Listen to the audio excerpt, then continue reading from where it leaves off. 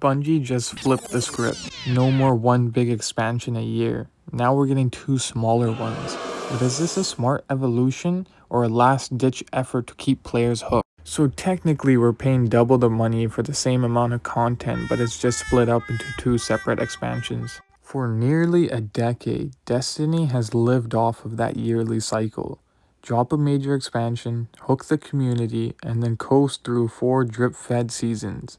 But the player base kept burning out fast, especially after Final Shape. People cleared the campaign, beat the raid, and logged off. They simply couldn't retain the player base. In fact, in a business perspective, the Final Shape is looked as a failure.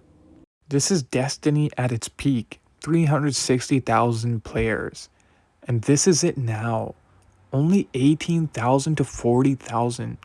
So in this little clip, I'll show you guys, every time there was a new expansion, the player count skyrocketed.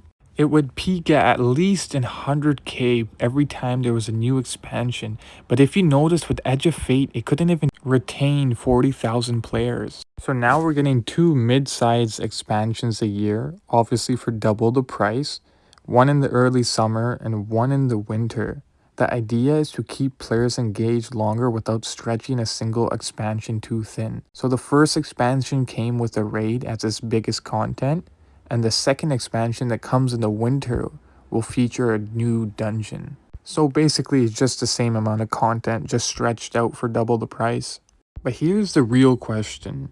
Is this a way to tell better, tighter stories? Or just a fancier way to time gate more content and sell us on double expansions per year?